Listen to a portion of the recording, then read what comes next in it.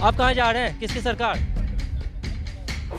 साफ साफ बताया, हमारे बाप दादा मरी गई ना, बीजेपी छोड़ के कहीं ना गई ना, तो हम भी ना जा सके बीजेपी छोड़ के। बस सड़कें दूसरी बार बनी हैं, ये हम लोगों ने नहीं तोड़ा है। ऐसा कौन सा सड़क बनाया जो दूसरी बार टूटी? ये मुसलमान जाते हैं, ये सब तोड़ तोड़ के चले जा रहे हैं। सड़क तोड़ देते हैं। मेरे गांव वाले नहीं तोड़ते, मेरे गांव वाले बनाते हैं।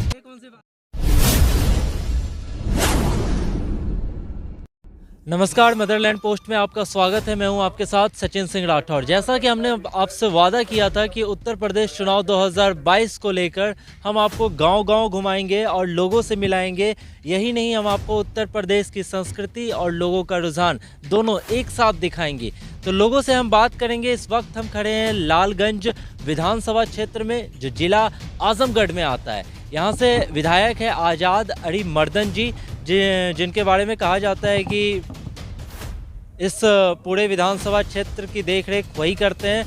और सबसे बड़ी बात, बसपा से विधायक हैं। इस बार कांटे की टक्कर कहा जा रहा है, त्रिकोणीय टक्कर इस बार दरअसल कहा जा रहा है, जो बसपा, सपा और बीजेपी की तीनों पार्टियों के बीच में कहा जा रहा है। लेकिन सबसे बड़ी बात है कि यहाँ के लोग क्या कहते हैं, उनका रुझान किस ओर है, इस पर हम बात करेंगे। यहाँ के लोगों से, तो गांव के लोग हैं, एक तरह से खाट लगाकर बैठे हुए हैं, उनसे हम बात करेंगे। बताएं सर, नाम क्या है आपका? अजय सिंह। क्या लग रहा है सिंह जी, किसकी सरकार आने वाली है लालगंज में? सरकार लालगंज में तो सरकार तो आने वाली है योगी जी की। हाँ, लेकिन प्रतिनिधि किसको चुनेंगे लालगंज? लालगंज में इस समय वर्तमान में विधायक बसपा से पप्पू आज़ाद जी हैं। यहाँ लड़ाई जो होने वाली है, त्रिकोणीय लड़ाई होगी, भाजपा सपा बसपा। अभी भाजपा की तरफ से कोई कैंडिडेट नहीं आया है, लेकिन सपा के तरफ से हमारे हिसाब से बेचई सरोज जी हैं, जो इसके पहले विधायक रह चुके हैं। लोकसभा का चुनाव भी लड़े थे, तीसरे या दूसरे स्थान पर थे, लेकिन पर्सनली उनका व्यवहार सबसे अच्छा है। जितने यहाँ पे नेता हैं, चाहे वो भाजपा के हों चाहे बसपा के हों, पर्सनली वो जो चुनाव लड़ेंगे यहाँ से, वो अपने बदौलत लड़ेंगे, और बाकी लोग जो चुनाव लड़ेंगे वो पार्टी के नाते लड़ेंगे। तो क्या लग रहा है, इन तीनों की लड़ाई में जीतेगा कौन? देखिए, चांस तो ज़्यादा बेचई सरोज जी का है सपा के तरफ से, लेकिन त्रिकोणीय लड़ाई बसपा पलट जाएगी क्या? हाँ, हो सकता है, निश्चित होगा, क्योंकि जब से यहाँ के विधायक पप्पू आज़ाद जी रहे हैं, उनकी पत्नी जो है कि लोकसभा से, यहाँ से लालगंज लोकसभा से भी सीट है, हाँ, वहाँ से वो सांसद रह चुकी है। लेकिन 5 साल, अभी 4.5 साल के पहले कभी भी क्षेत्र में नहीं दिखाई दिया। अब जो है कि जब चुनाव आ गया है सर पे, तो अब जो है कि थोड़ा आते जाते हैं। मौजूदा प्रतिनिधि से शिकायत है? हाँ हाँ, एकदम 100% है। गांव में कौन कौन से ऐसे काम है जिसे उन्होंने नहीं किया है? बहुत सारा काम है, बहुत सारा ऐसा काम है कि नहीं किए हैं, कुछ काम नहीं किए हैं पप्पू आज़ाद जी। हम भी बहुत पहले जो है कि बसपा में रह चुके हैं। बसपा से हम विधानसभा क्षत्रिय समाज के अध्यक्ष भी 10 साल लगातार रह चुके हैं। तो आपको लग रहा है कि बसपा का जो गढ़ माना जाता था वो इस बार छूट सकता है? हाँ, एकदम 100% छूट सकता है। ठीक है, बताएं सर, किसकी सरकार? निश्चित ही यहाँ लालगंज विधानसभा की बात की जाए। अच्छा, प्रदेश की बात करें तो आप लोग क्या सोचते हैं, किसकी सरकार बननी चाहिए?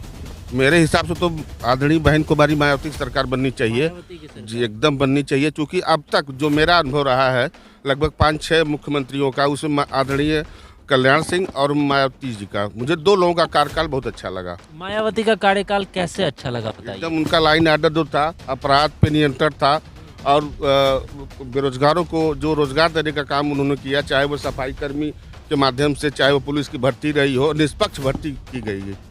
तो आपको लग रहा है कि योगी सरकार में जो है निष्पक्षता नहीं है? एकदम नहीं। बेरोजगारों को कहाँ रोजगार मिला? इतने नौजवान बैठे, कोई बता दे कितनी वैकेंसी निकाली गई, कितने लोगों को नौकरी दी गई? लेकिन वो तो कह रहे हैं कि 4.5 लाख रुपए, 4.5 लाख नौकरियां उन्होंने दी है। और अगर सरकारी चीज़ों को प्राइवेट कर दिया जाए और प्राइवेट लोगों में भर्ती किया जाए तो नौकरी मानी जाएगी?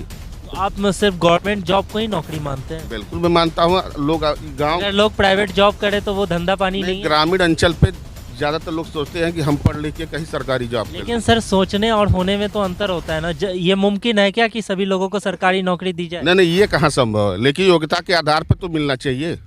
तो योग्यता सर प्राइवेट जॉब में भी क्यों नहीं देखते हम? जो ऑप्शन खोज रहे हैं उन लोग खोज रहे हैं। कहीं हम आराम तो नहीं देखते हैं सरकारी जॉब में? नहीं नहीं, ऐसा कुछ नहीं आप है। मुझे ये बताइए, लालगढ़ के लोग किसे चुन रहे हैं? लालगंज तो हमको लगता है कि हमेशा यहाँ बहुजन समाज पार्टी के ही लोग नेतृत्व किए हैं। तो इस बार टक्कर नहीं दे पाएगा कोई इस बार भी? नहीं नहीं, टक्कर कोई नहीं, यहाँ क्लियर है बहुजन समाज गढ़ पार्टी। बरकरार रहेगा? हाँ एकदम 100%। आप बताएं सर, प्रदेश में किसकी सरकार है? योगी जी बनेंगे। हाँ। हाँ, भाजपा के अलावा कोई नहीं है। टक्कर में टक्कर कहाँ है?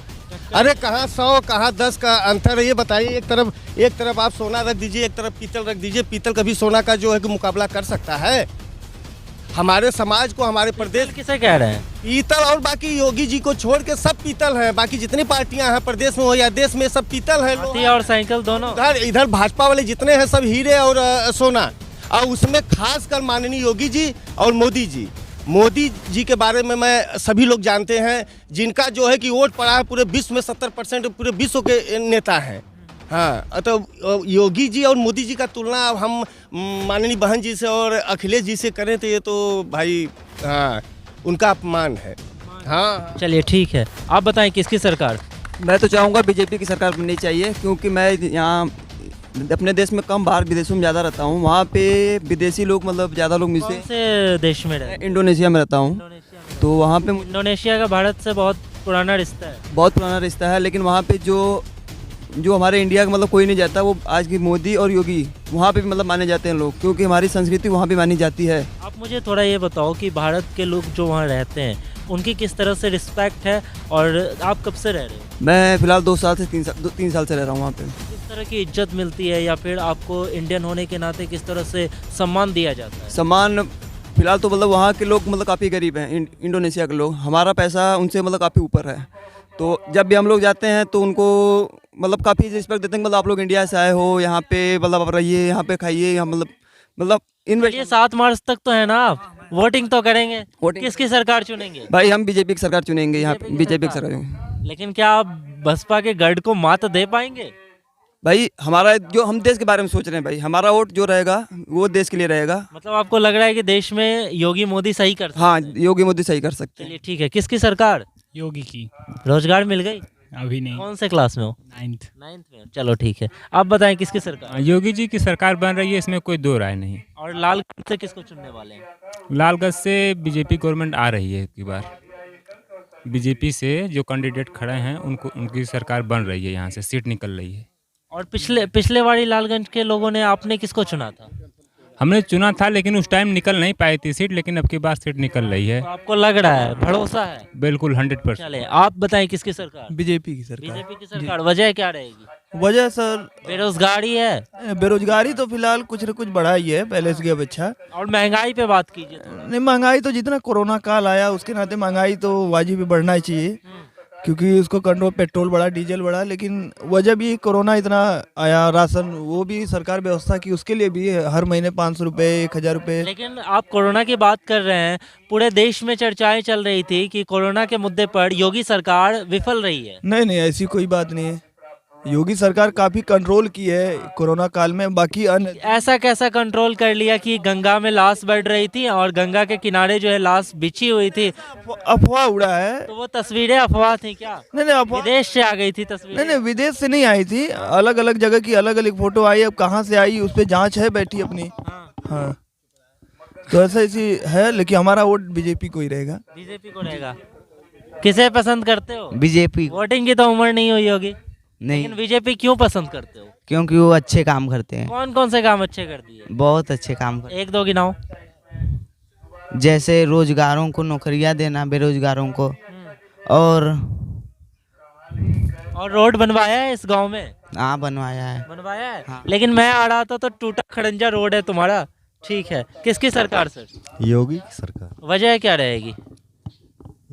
वजह तो बहुत सारा वजह है। अभी जैसे हिंदुत्व का मुद्दा है, और अभी जो उन्होंने राम मंदिर की ओर आप इशारा कर? हाँ हाँ बिल्कुल, राम मंदिर उन्होंने, उनका एजेंडा था और उन्होंने पूरा किया। मतलब वादों पे खड़े उतरे? बिल्कुल खरे उतरे हैं। तो आपको लगता है कि इस बार का भी जो मैनिफेस्टो रहेगा उस पर भी खड़े उतरे? बिल्कुल बिल्कुल बिल्कुल, उनके जैसा तो कोई है ही नहीं।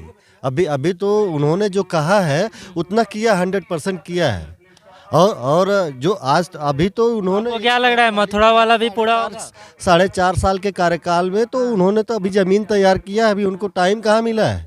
मतलब अभी आधार तैयार किया है, अभी जमीन तैयार किया अभी है, बिल्डिंग अब- बाकी हाँ, है। अभी तो पूरा गेम होना बाकी है अभी तो। लेकिन कुछ लोग कह रहे हैं बसपा का गढ़ है, कैसे बनाएंगे लालगंज में बीजेपी? नहीं, बसपा का गढ़ है, लेकिन जो है अब इस समय जो है जो वोटर है वो किसी का मतलब ये लोग जो है जाति के ऊपर भुनाने का कोशिश आप कर कह रहे हैं जनता जाग चुकी है। जनता जाग चुकी है और बिल्कुल इस बार देखिएगा आप, जो है जो हम बोल रहे हैं वही होगा। तो लालगंज में आप पलट देंगे? पलट दिया जाएगा, हाँ? पलट दिया त्रिकोणी लड़ाई में बीच में बीजेपी जीत जाएगी। बीजेपी जीते। और अगर बात करें पूरे प्रदेश की तो किस और रुझान लग रहा है आपको? प्रदेश का तो योगी जी आना ही है उनका। देखिए आजमगढ़ जो है अखिलेश यादव का गढ़ रहा है, सपा का गढ़ रहा है, सालों से जीतते आए हैं। आजमगढ़ के लोग किस ओर जा रहे हैं? नहीं, सपा का गढ़ है, लेकिन जो है यहाँ की बात मत करिए, प्रदेश की बात करेंगे तो जो है योगी जी का कोई टक्कर नहीं। थोड़ा तो आजमगढ़ में आए हैं, आजमगढ़ के बारे में।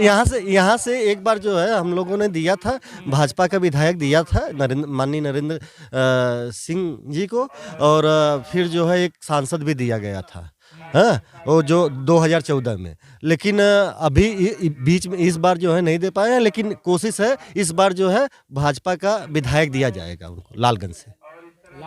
हाँ, और आजमगढ़ की अगर बात करें थोड़ा नहीं तो अब अपने ही विधानसभा क्षेत्र की बात। चलिए ठीक है, बताएं सर किसकी सरकार? योगी सरकार। वजह क्या रहेगी? विकास।